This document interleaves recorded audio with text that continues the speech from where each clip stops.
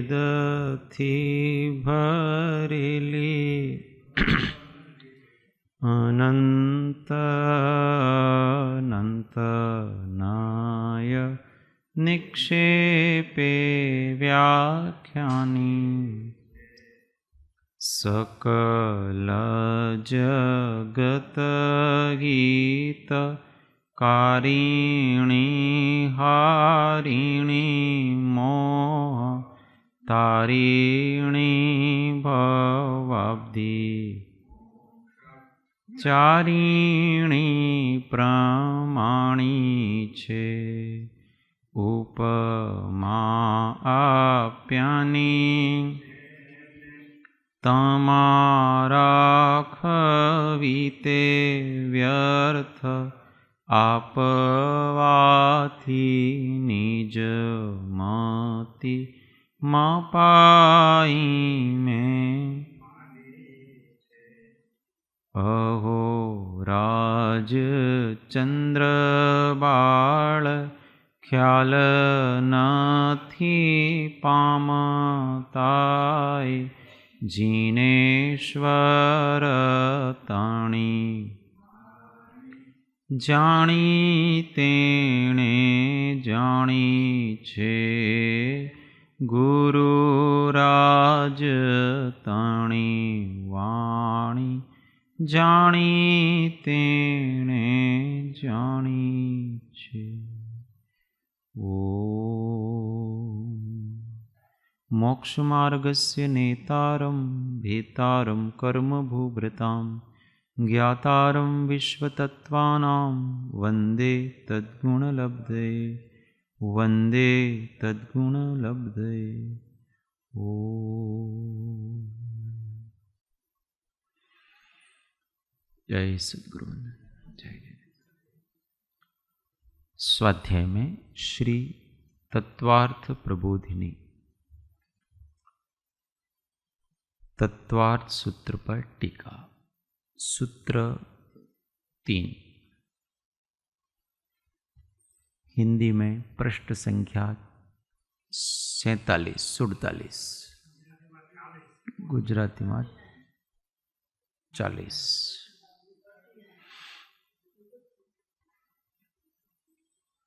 सूत्र पहला सब बोलेंगे. सम्यक दर्शन ज्ञान चारित्राणी मोक्ष. दूसरा श्रद्धानम सम्यक दर्शन. तीसरा तन्निसर्गादधिगमाद्वा. तीसरे सूत्र का विवेचन चल रहा है. अब यहां कह रहे हैं कि तन मतलब वह क्या? सम्यक दर्शन. वो दो प्रकार से उत्पन्न होता है. निसर्गात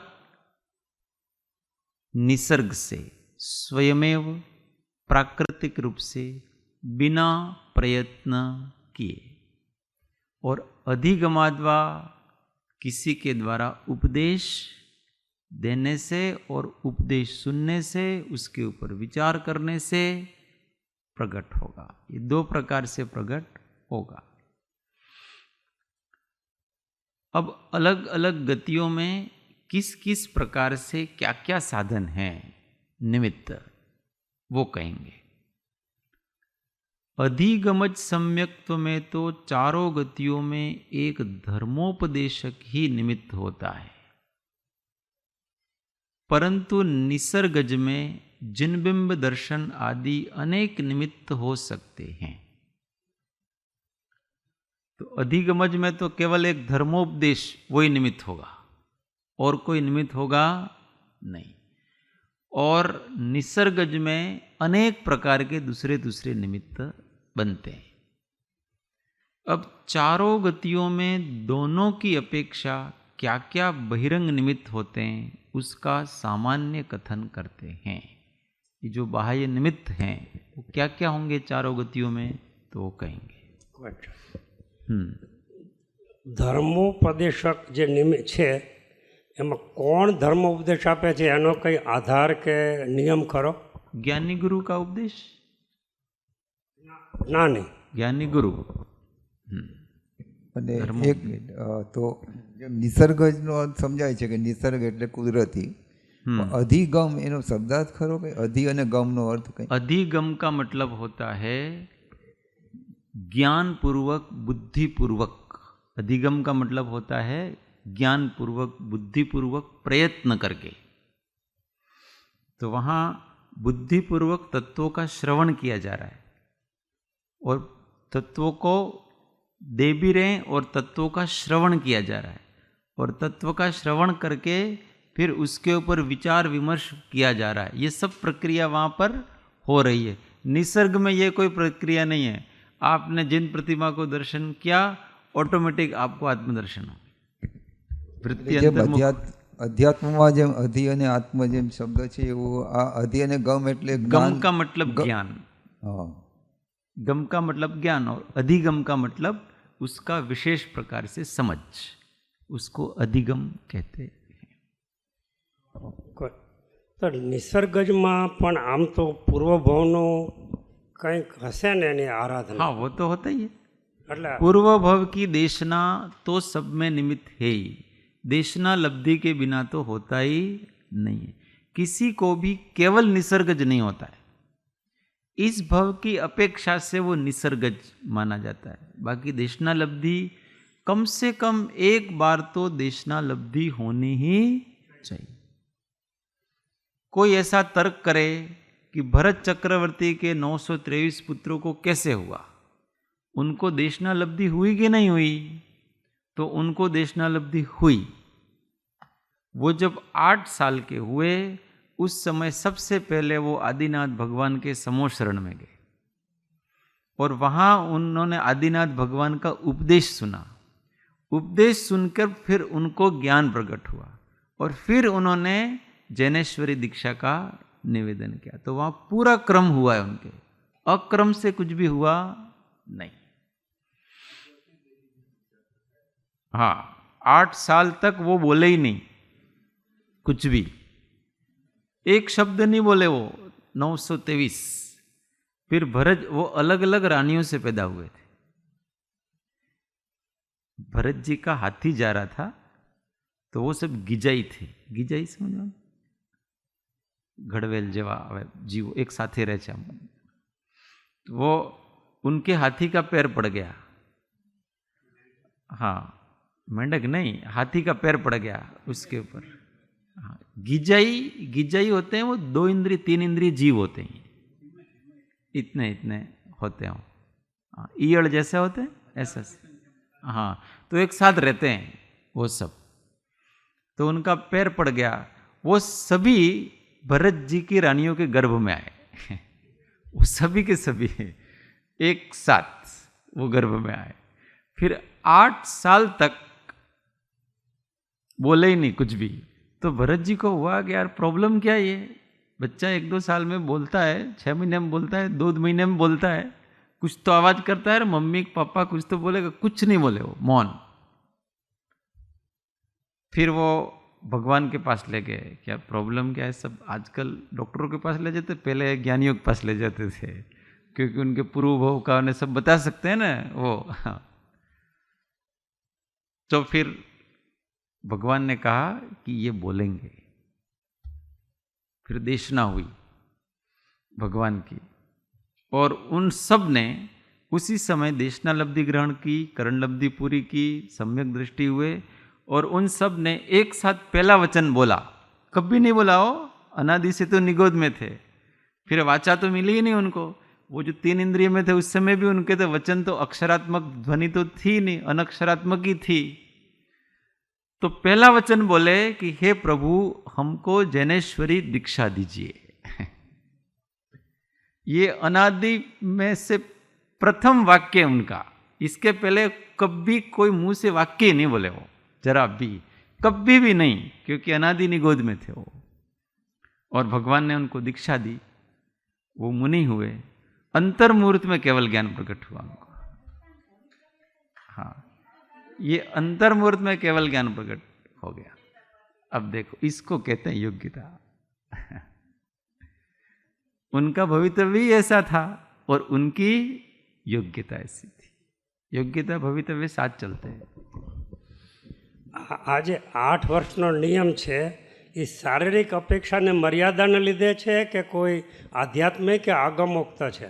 8 वर्ष का नियम है, हर एक में उसमें 8 वर्ष का तो तब जाकर के उतनी मैच्योरिटी होती है उसके, इसके पहले उतनी समझ नहीं होती है उसको तत्व विचार कर सके। जिसको नवीन उत्पत्ति होनी है उसकी बात है, जिसको पहले से चल रहा है उसको तो गर्भ में भी होता है। अभी तीर्थंकर पहले से ही लेकर के आते तो उनको तो गर्भ में भी है, उनको तो 1 साल के हैं तब भी हैं, 2 साल के हैं तब भी हैं, हमेशा रहता। पर नवीन उत्पत्ति में 8 साल की मर्यादा भगवान ने देखी है। केवल ज्ञान में भी यही, महाविद्य में भी ऐसा ही होगा, सब जगह सब। हाँ, 8 साल के बाद भी अणुव्रत भी, सम्यक दर्शन भी प्रकट होगा, अणुव्रत भी प्रकट होंगे, महाव्रत भी प्रकट होंगे, केवल ज्ञान प्रकट होगा, मोक्ष प्रकट होगा। जो भी होना वो 8 साल के बाद ही होगा, 8 साल के पहले तो कुछ भी होगा नहीं। इसलिए बच्चों को 8 साल के पहले जो बच्चे होते हैं ना, उनको भगवान के मंदिर में अभिषेक का अनुमति नहीं है, उनको द्रव्य पूजा करने की अनुमति नहीं है, क्योंकि उतनी समझ उनको डेवलप होती नहीं है, वो इतनी शुद्धि भी नहीं रख सकते, वो इतना योग्य नहीं हुआ है कुल मिलाकर के। जी, दर्शन आदि कर सकते हैं पर वो क्रिया में उनको 8 साल के बाद ही उनको सब जोड़ा जाता है, क्रिया में नहीं जोड़ा जाएगा। मुनि को आहार दान वो भी 8 साल के बाद ही दिया जाएगा, उसके पहले नहीं दे सकता। वो कुछ भी योग्यता ही 8 साल के बाद होती है। दीक्षा भी 8 साल के बाद ही दी जाएगी। ये एक मात्र शास्त्रों में कहा हुआ अपवाद है।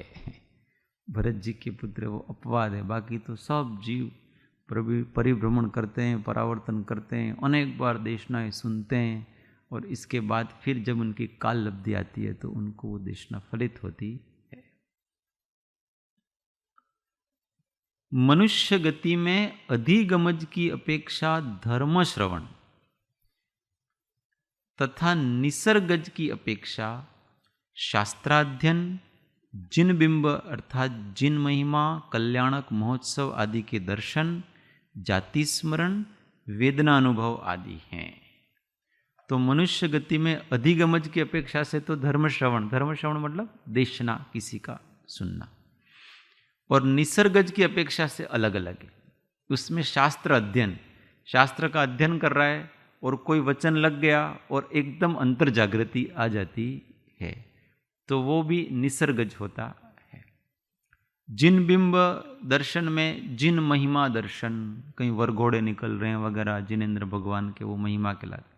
जिन कल्याणक, कहीं भगवान के कल्याणक वगैरह हो रहे हैं, उनको देख करके भी सम्यक दर्शन प्रकट होता है। फिर बड़े बड़े महोत्सव आदि, जैसे देव जाते हैं नंदीश्वर द्वीप में जाते हैं, वो बड़ी धूमधाम से पूजा वगैरह करते हैं, तो वो देख करके भी हो जाता है। वो मनुष्य में तो नहीं, वो तो देवों की अपेक्षा से है। परंतु अपने यहाँ भी बड़े बड़े महोत्सव वगैरह, कल्याणक वगैरह होते हैं, तो उनको देख करके हो जाता है। देख करके का मतलब उतना वैभव देख करके बुद्धि पूर्व में जाती है कि इतना महत्व इनका क्यों है, उनका स्वरूप दर्शन हो जाता है। जाति स्मरण भी मनुष्य गति में होता है, जाति स्मरण से हो जाता है। वेदनानुभवन भी मनुष्य गति में होता, मुख्यता नहीं है, परंतु फिर भी जाति स्मरण और वेदनानुभवन की मुख्यता नरक में है, नरकों में उसकी मुख्यता है, परंतु मनुष्य में भी ये होती है। तिर्यंच गति में भी ये सभी हैं, धर्म श्रवण अधिगमज की अपेक्षा से। जिन बिंब दर्शन, जिन महिमा दर्शन, मुनि दर्शन, जाति स्मरण इत्यादि है। या मुनि दर्शन में सब समझ लेना, कोई सम्यक दृष्टि ज्ञानी धर्मात्मा गृहस्थ है, उसको देख करके भी हो सकता है, उसकी मुद्रा को देख के हो सकता है, उसके वचन को सुन करके भी हो सकता है। जाति स्मरण इत्यादि, वेदनानुभवन भी समझ लेना इत्यादि में। नरक गति में तीसरे नरक तक धर्म श्रवण, जाति स्मरण और वेदनानुभवन ये 3 हैं तीसरे नरक तक। धर्म श्रवण है, क्यों है? क्योंकि तीसरे नरक तक देव जा सकते हैं। नारकी आपस में धर्म श्रवण नहीं कराते, वो आपस में सम्यक दृष्टि नारकी भी हैं, तो वो आपस में धर्म चर्चा करते होंगे कि नहीं करते होंगे? नहीं करते होंगे। आपस में कोई धर्म चर्चा करते? क्योंकि नारकियों में धर्म चर्चा कब करी जाएगी पता है? जब आपस में प्रेम हो, स्नेह हो, वात्सल्य हो, एक दूसरे के प्रति स्वीकार भाव हो, मैत्री भाव हो, तब जाकर के धर्म चर्चा की जाएगी। अब नारकियों में भले वो सम्यक दृष्टि हो, तो भी उनमें आपस में कोई मैत्री भाव नहीं होता है, जरा भी नहीं होता है। वहां पर भी वो आपस में दुश्मनों की तरह ही व्यवहार करते हैं। तो कोई भी अपने शत्रु के पास जाकर के देशना ग्रहण वो सुनने का नहीं रखेगा, और वो सुनाएगा भी नहीं। वहां पर जो सम्यक दृष्टि जीव होते हैं, उनके आपस में मध्यस्थ भाव होता है। हम शत्रु तो नहीं मानेंगे वो, क्योंकि सम्यक दृष्टि है, परंतु उनके मध्यस्थता होगी, भाई तुम तुम्हारे, हम हमारे, हमारा कोई आपस में कोई व्यवहार नहीं। अपने यहाँ भी देखा जाता है कि कोई कोई धर्मात्मा होते हैं, परंतु उनके बनती नहीं, धर्मात्माओं के आपस में बनती नहीं है। अब वो वैर भाव तो नहीं रखेंगे, क्योंकि अगर चौथा गुण स्थान है सम्यक दृष्टिपन आए तो वैर भाव नहीं होगा धर्मात्मा के प्रति, नहीं तो उनके वात्सल्य गुण वगैरह ये सब नष्ट हो जाएंगे, उनके कोई भी नहीं रहेगा, उसके वैर भाव नहीं होता है, पर मध्यस्थ भाव होता है कि भाई अपने को आप आपकी जगह ठीक है, हम हमारी जगह ठीक है। प्रेम नहीं बनता है आपस में, कोई दुश्मनी नहीं है किसी प्रकार की, मध्यस्थ भाव है बस, न शत्रुता है न मित्रता है। तो नारकियों के ऐसे होता है। देव आते हैं तो उनके प्रति फिर बनता है। जिन बिंब दर्शन, ये भी होता, हाँ कहाँ से बात, हाँ नरक में तीसरे नरक तक धर्म श्रवण और फिर जाति स्मरण। धर्म श्रवण में देव आया, उसको कोई देशना दी वगैरह। अब यूँ समझ, कोई कोई लोग पूछते हैं कि वहाँ देव जाते हैं, तो नरक में देव जाते हैं तो उनको भी वहाँ की वायुमंडल का प्रभाव पड़ता है कि नहीं पड़ता है? वहाँ तो कितनी गर्मी, कितनी सर्दी, तो वहाँ उन देवों को कोई इफेक्ट पड़ता होगा कि नहीं पड़ता होगा? तो भाई देवों का ऐसा विक्रियक शरीर है कि वहाँ के वातावरण का कोई प्रभाव पड़ता नहीं है। नारकियों को ही वो सब यातनाएं हैं, वो सारी चीज़ें प्रभाव पड़ता है, उनको प्रभाव पड़ता नहीं, क्योंकि उनके कर्म का उदय ऐसा नहीं है, उनके साता वेदनीय का उदय। देखो वस्तु विज्ञान समझने जैसा है। जिसके साता वेदनीय का उदय है, उसके असाता की सामग्री कष्टदायी नहीं होती है, और जिसके असाता वेदनीय का उदय है, उसके साता की सामग्री सुखदायी नहीं होती। कितनी भी साता की सामग्री उसके पास हो, महल हो, गाड़ी हो, घोड़ा हो, एयर कंडीशन हो, अपन देखते हैं ना कभी बीमार पड़ते हैं तो उसके पास सब सुख सुविधाएं हैं, दवाई भी है, एसी भी है, सब कुछ ऐसा लगा रखा है, पर कोई भी उनके लिए सुखदायी नहीं बनता है, उल्टा दुखदायी हो जाता है उसके लिए। क्यों? क्योंकि अंदर से उसके असाता वेदनीय का उदय है। अभी देवों के क्या है कि निरंतर साता वेदनीय का उदय है, इसलिए वहां की जो गर्मी वो कोई भी उनको इफेक्ट करती, जरा भी इफेक्ट नहीं करती। वहां की इस दुर्गंध है, उनको दुर्गंध नहीं लगती, क्योंकि उनके साता वेदनीय का उदय है। सारी खराब सामग्री अच्छे रूप में परिणत होकर के आती है, सब अच्छा हो जाएगा। वो दुर्गंध है वो सुगंध हो जाएगी, वो गर्मी है वो वसंत ऋतु में कन्वर्ट हो जाएगी उनके लिए। अब नारकियों को तो गर्म हवा लग रही है, इनको एकदम ठंडी हवा लग रही है। हवा तो लग रही है, पर कैसा एहसास हो रहा है? परिणमित हो गया। ये सब कर्म के उदय से प्रकृति बदलती है।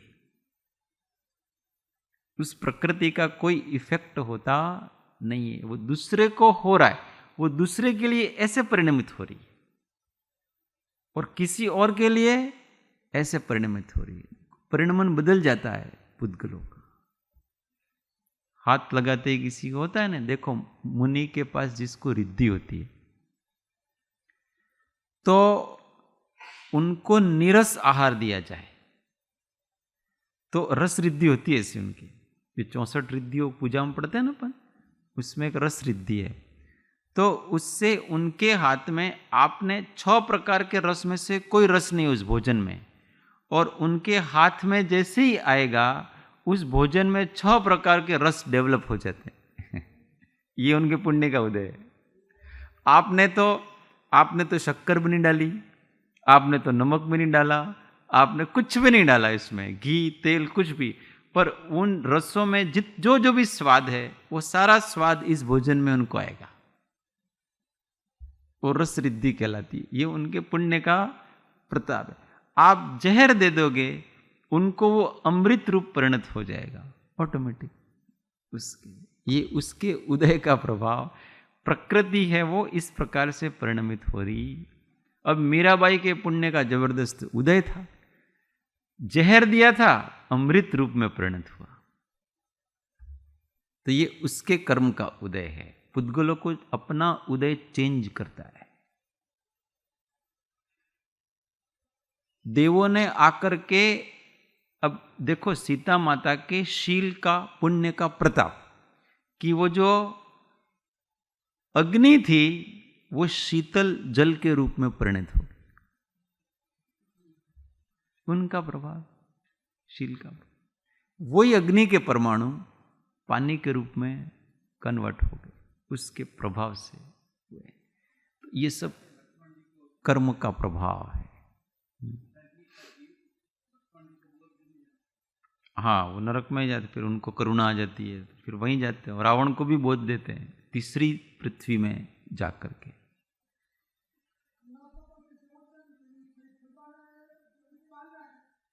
हाँ, प्रहलाद की घटना आती है हिंदू पुराणों में। वो होली का उसको ऐसे वरदान था कि वो अग्नि से नहीं जलती है, उसके ऊपर अग्नि प्रभाव करती नहीं है। अब जब तक उसके पुण्य का प्रताप रहा तब तक तो वो रिद्धि भी उसके पास रही। अब प्रहलाद को गोद में लेकर के बैठी तो निर्दोष बालक था, उसका अभिप्राय इंटेंशन गलत था, इसलिए उसकी रिद्धि का प्रभाव समाप्त हो गया। इसलिए अग्नि ने होलिका को ही जलाया, प्रहलाद को तो नहीं जलाया। उसके पुण्य का प्रताप है ये। तो ये वरदान रिद्धियां वगैरह ये भी जब तक अपना पुण्य है तब तक ही रहती हैं, सब समाप्त हो जाती। अगर हम उसका दुरुपयोग करेंगे तो वो तुरंत समाप्त हो जाती। ऐसे समझना चाहिए। तो धर्म श्रवण तीसरे नरक तक होता है। जाति स्मरण, नरकों में जाति स्मरण होता है। अवधि ज्ञान अलग है, जाति स्मरण अलग है। तो यहां जाति स्मरण की मुख्यता रखिए, अवधि ज्ञान की मुख्यता नहीं रखिए। सम्यक दर्शन में अवधि ज्ञान सबको होता है, परंतु उन सबसे जाति स्मरण किसी किसी को होता है। जाति स्मरण में क्या है कि पूर्व भव का स्मरण। अवधि ज्ञान में ज्यादातर तो कुअवधि ज्ञान होता है, विभंगा अवधि ज्ञान होता है। तो उससे क्या होता है, उल्टा लेता है वो जीव। जाति स्मरण में उसके पूर्व जन्म का ज्ञान होता है, तो उसने किस किस प्रकार से क्या क्या गलतियां की थी, और वो जो सामने वाला है वो मेरे लिए क्या क्या किस किस प्रकार से उसने भी दोष किए थे अथवा जो भी किया था। अथवा उसको बहुत जाति स्मरण हो जाता है तो पूर्व भव में मेरे को ये धर्म का संयोग हुआ, परंतु मैंने ऐसे ऐसे पाप कर करके उसका सदुपयोग नहीं किया, ऐसा करके उसको हो जाता है। और वेदना अनुभव में भी यही है, वेदना का अनुभव होता है उसको, तो उसको सत्य का फिर कि ये वेदना कैसे जाए, इसका क्या उपाय है।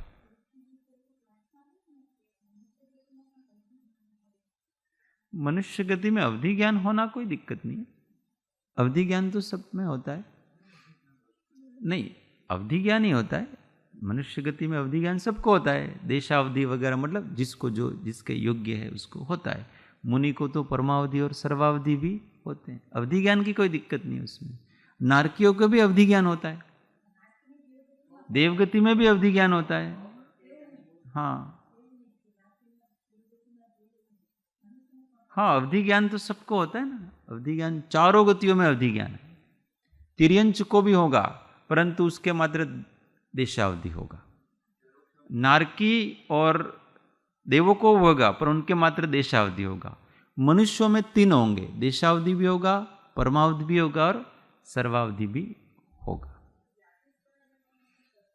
जाति स्मरण ज्ञान होता है वो स्मृति से होता है, अवधि ज्ञान से नहीं होता। इसमें मन का उपयोग होता है, वो मन के द्वारा विचार करते करते पीछे जाता है। अवधि ज्ञान मन और इंद्रियों के बिना होता है सीधा। और जो जाति स्मरण है वो तो मति ज्ञान का एक प्रकार है। धारणा में जो पहले जो भी हमने किया है पूर्व जन्मों में, वो हमारी धारणा में रह जाता है, तो उसकी फिर स्मृति आ जाती है, इसको जाति स्मरण कहते हैं। ये तो केवल स्मरण का कमल है, ये मति ज्ञान है, जाति स्मरण। वेदना का अनुभव, उससे भी उसको जब बहुत अधिक तकलीफ होती है तो व्यक्ति को भगवान और धर्म याद आते हैं, तो वहाँ बहुत अधिक तकलीफ, तो इतनी तकलीफ मेरे को क्यों हो रही है, मैंने ऐसे कौन से कर्म किए हैं पहले, फिर उसको उसके पूर्व जन्म में जाता है कि मैंने ऐसे ऐसे खोटे कर्म किए हैं। फिर उस समय उसको कोई देशना वगैरह हुई होगी तो उसका स्मरण हो जाता है। जब वेदना असह्य होती है और सारे उपाय निष्फल हो जाते हैं, तो उसके पास केवल एक ही उपाय रहता है कि हे भगवान, अब तो मैं आपकी शरण में, धर्म ही शरण है और कोई शरण नहीं है। ऐसा करके धर्म के ऊपर उसको दृढ़ विश्वास हो जाता है। तो इस प्रकार से वेदना अनुभवन भी सहायकारी बनता। ये सब प्लस में है। हमको कोई प्रॉब्लम हो रही है तो ये सब अपने प्लस में है, माइनस में नहीं है। देखो नारकियों के भी वेदना अनुभव उनके प्लस में, अगर कोई पॉजिटिव ले तो, और नेगेटिव ले तो फिर आर्त ध्यान होता। देव गति में भवंत्रिक एवं स्वधर्म से सहस्रास वर्ग तक के देवों में धर्म श्रवण। अब देव गति में नीचे ऊपर में क्या देखो, भवंत्रिक का मतलब होता है, भवंत्रिक में क्या क्या लेंगे बिपिन भाई? भवंत्रिक में શું લેવાનું, કયા કયા દેવો આવે? हंसाबेन? हाँ, और भवंत्रिक 3।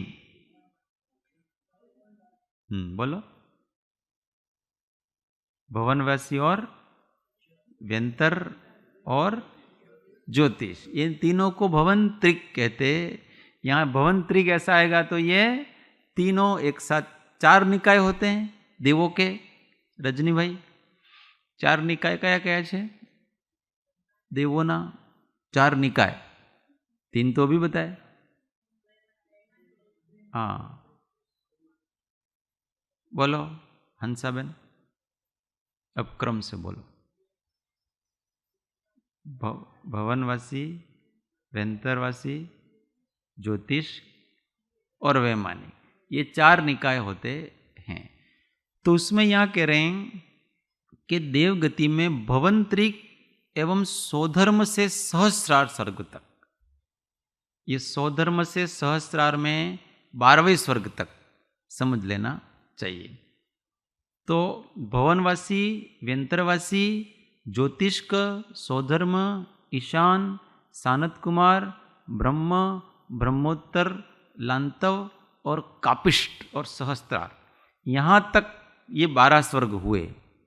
तो यहाँ तक के देवों में धर्म श्रवण, जिन महिमा दर्शन, जाति स्मरण तथा देव रिद्धि दर्शन, ये 4 कारण होते हैं।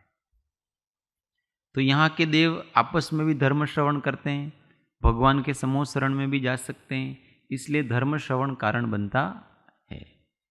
जिन महिमा दर्शन, ये पृथ्वी लोक पे आते हैं, भगवान के कल्याणक देखते हैं, इसलिए इनके ये कारण भी बन जाता है।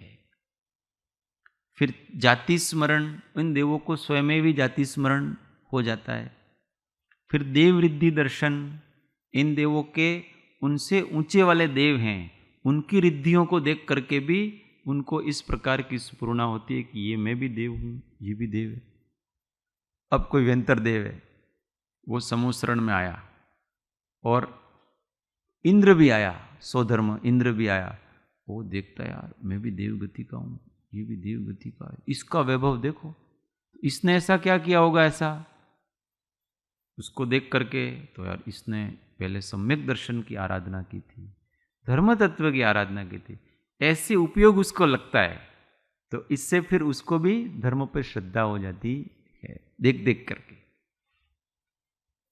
तो देवरिद्धि दर्शन भी कारण बन जाता है उसके ऊपर ऊपर के देवों को देखने से। अलग अलग जैसे स्वधर्म स्वर्ग है, वहां के देवों की जितनी रिद्धि है उससे अधिक रिद्धि ऐशान स्वर्ग में होगी, इससे अधिक रिद्धि सानत कुमार वालों की, उससे ऐसे ऊपर ऊपर ऊपर ऊपर होती है, वो रिद्धियां बढ़ती जाती हैं। तो उनको देख देख करके, अथवा एक ही स्वर्ग में है, स्वधर्म में है, परंतु कोई किसी देव की रिद्धि अधिक होती है, किसी की कम होती है। एक ही पटल में भी अनेक प्रकार की होती है। जैसे एक ही गांव में सब लखपति हैं, परंतु 1 लाख वाला भी लखपति है और 99 लाख वाला भी लखपति है। ऐसे अलग अलग प्रकार से रिद्धियां होती हैं पटलों में भी। तो उनको देख देख करके दूसरों को भी उसमें से प्रेरणा मिलती है। प्रेरणा मिलती है मतलब मत्सर भाव होता है। बड़े देवों की रिद्धि को देख करके छोटे देवों को मत्सर भाव होता है। मत्सर भाव होता है तो वो उनसे ईर्ष्या करते नहीं है,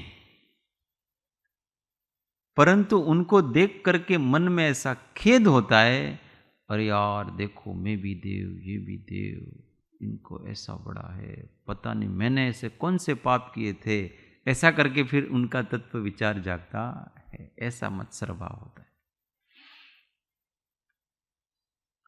आनत आदि 4 स्वर्ग तक के देवों में देव रिद्धि दर्शन को छोड़कर जिन महिमा दर्शन, धर्म श्रवण तथा जाति स्मरण, ये 3 कारण हैं। अभी आनत आदि 4, आनत, प्राणत, आरण, अच्युत, ये 4 हुए। आगे 12वें के ऊपर 13, 14, 15 और 16। तो इसमें देव रिद्धि दर्शन नहीं होगा, बाकी के 4 होंगे। देव रिद्धि दर्शन कारण क्यों नहीं होगा? क्योंकि यहां सब देवों की रिद्धियां एक समान है। और हम इंद्र की बात नहीं कर रहे, हम इंद्र तो बाद में आएंगे। अभी यहां तो 12वां, 13वां, 14, मतलब 13, 14, 15, 16, यहां भी सब देवों की रिद्धियों में बहुत अधिक असमानता नहीं, असमानता रहेगी छोटी मोटी बस, परंतु इसलिए उसको कोई आश्चर्य होता। जैसे किसी नगर में सेठ हैं तो सब सेठ हैं बस। अब किसी के पास 80 लाख रुपए हैं, किसी के पास 90 लाख रुपए हैं, किसी के पास 95 लाख रुपए हैं, बस इसके लमसम होगा सब। तो किसी को भी ऐसा नहीं होगा कि यार मैं बहुत गरीब हूं, ऐसा उसको होगा नहीं। तो यहाँ की रिद्धियां सब देवों के पास थोड़ा बड़ा अंतर होता है, ज्यादा अंतर होता नहीं। इसलिए किसी को भी मत्सर भाव नहीं जागता है और आश्चर्य भी जागता नहीं। इसलिए देव रिद्धि दर्शन कारण नहीं होगा, जिन महिमा दर्शन होगा। क्यों? क्योंकि वो जिनेंद्र भगवान के दर्शन करने जाते हैं। धर्म श्रवण भी होगा, आपस में भी धर्म श्रवण कराते हैं और अन्य भी भगवान की देशना आदि से भी होता है, जाति स्मरण से भी होता है। 9 ग्रवयकों में देव रिद्धि दर्शन और जिन महिमा दर्शन को छोड़कर शेष 2 कारण हैं। अब 9 ग्रवयक में भी मिथ्या दृष्टियों को अगर सम्यक दर्शन हो तो इसमें देव रिद्धि दर्शन नहीं होंगे। क्यों? क्योंकि सबकी रिद्धियां एक समान है।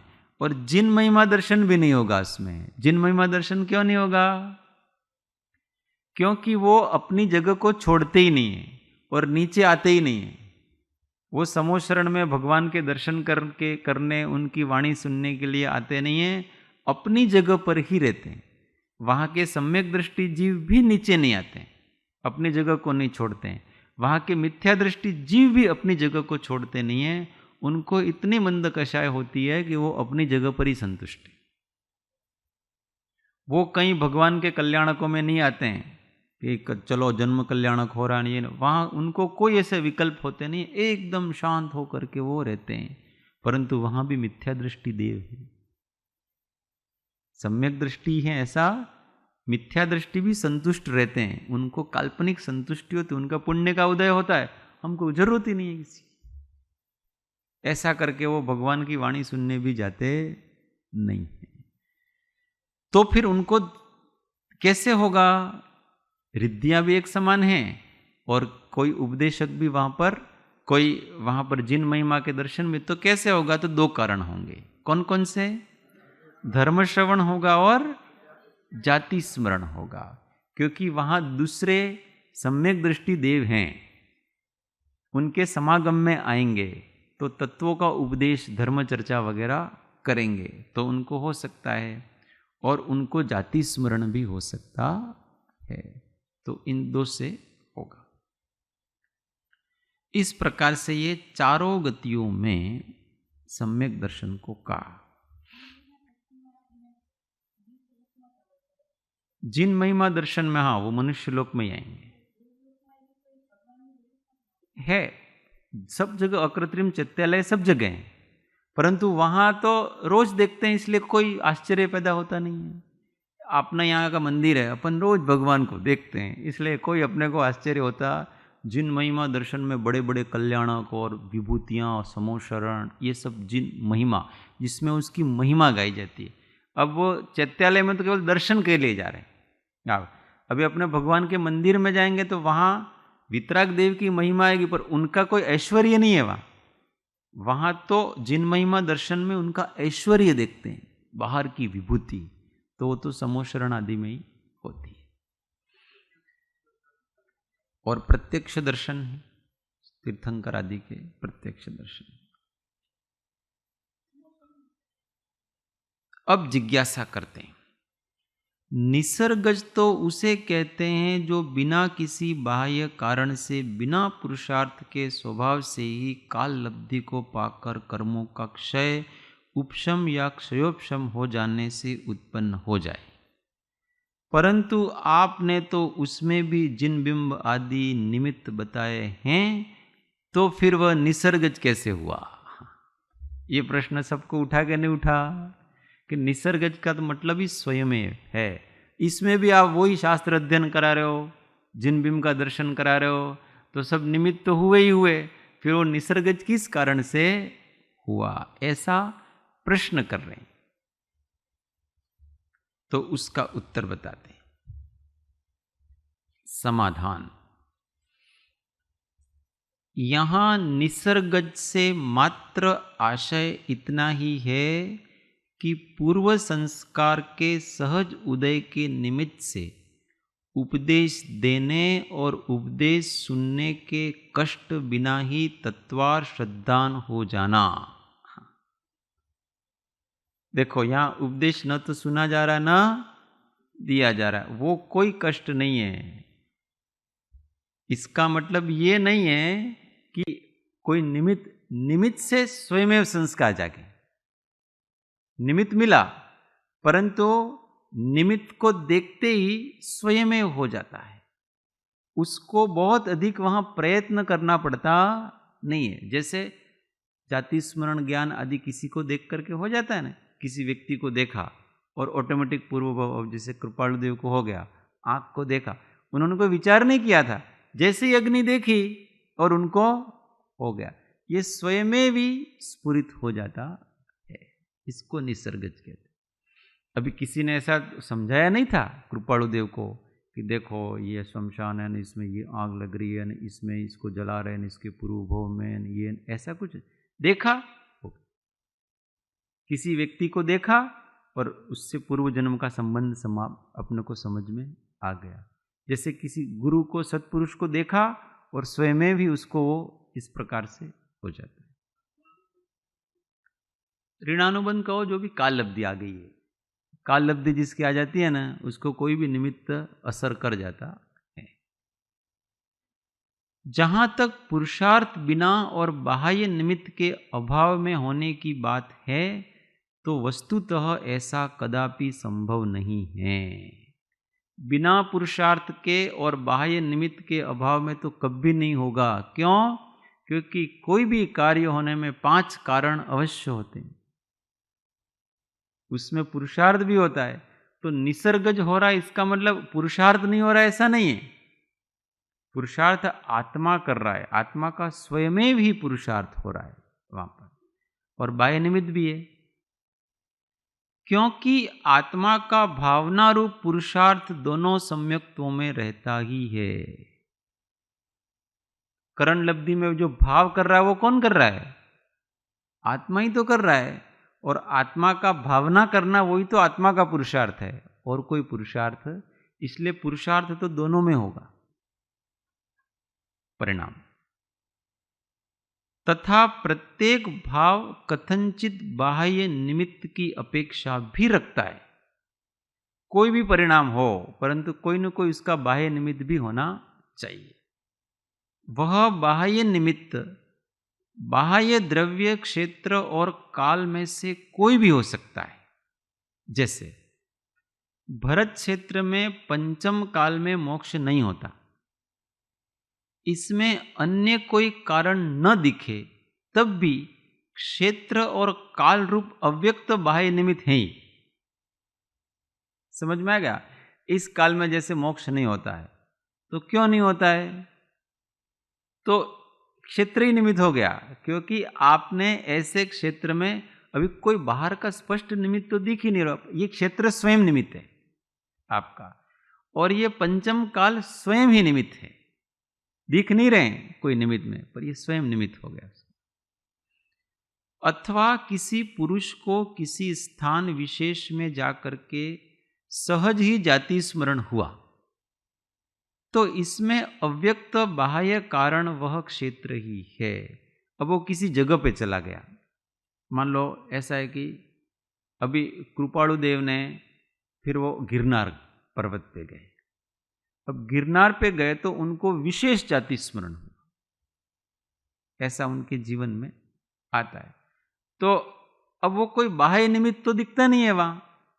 अब वहां उस क्षेत्र में जाकर के ऐसे भी नहीं है कि उन्होंने किसी को देखा होगा, पहाड़ को देखा होगा, ऐसा भी नहीं। वो तो वहां गए उस क्षेत्र की वर्गणाओं से ही ऑटोमेटिक उनको ऐसा। तो वहां बाह्य निमित्त क्या है? वो क्षेत्र। वो क्षेत्र ही उसका बाह्य निमित्त बन जाता। इसलिए बाह्य निमित्त में द्रव्य, क्षेत्र, काल कोई भी बन जाता।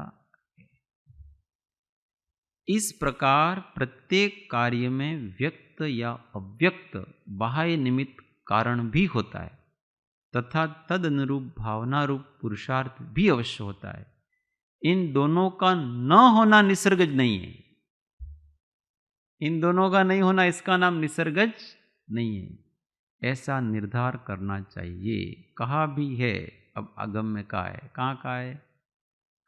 योग्य द्रव्य, क्षेत्र, काल, भाव रूप संपत्ति को प्राप्त कोई भव्य जीव जिसने सम्यक्त्व की उत्पत्ति में बाधक कर्म रूपी अंधकार के संबंध को नहीं किया है, जो शिक्षा, क्रिया आदि में निपुण है, जिसमें नए बर्तन की तरह दुर्वासना का संबंध उत्पन्न नहीं हुआ है, जो शीघ्र यथार्थ वस्तु स्वरूप के संक्रमण में कारण होने से स्फटिक मणि के दर्पण के समान है, पूर्व भव के स्मरण से, कष्टों के अनुभव से, धर्मशास्त्र श्रवण से, जिन बिंब के दर्शन से, धर्म महोत्सवों को देखने से, महारिद्धिधारी आचार्यों के दर्शन से, मनुष्यों और देवों में सम्यक्त्व के महात्म्य से उत्पन्न ऐश्वर्य को देखने से, अथवा अन्य किसी कारण से विचार रूपी बगीचे में मन की क्रीड़ा का स्थान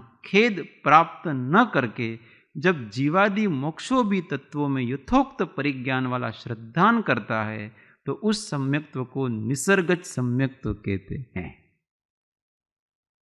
कितना सारा कारण बनाए यहां पर तो निसर्गज सम्यक्त्व में। अभी इसको अपन कल समझेंगे, अभी समय पूरा हो गया। इसको भी समझने के निसर्ग सम्यक में वास्तव में ऐसा ऐसा होता है।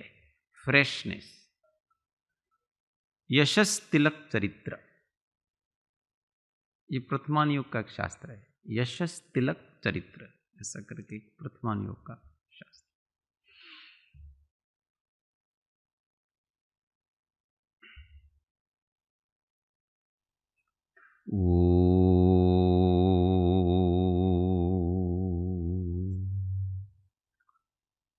जावाणी के ज्ञान से सूझे लो कालो, सोवाणी मस्तक नमो सदा देत हूँ दो।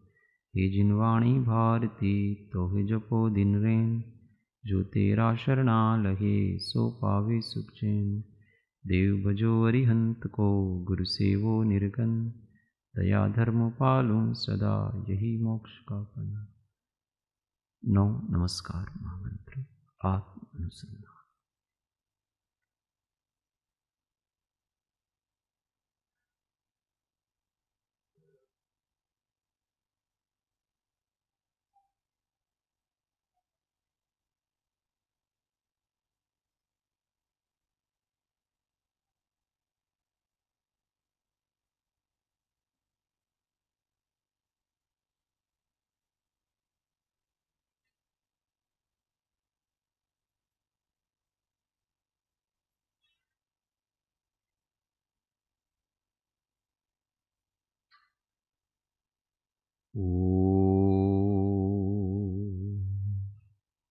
जय श्री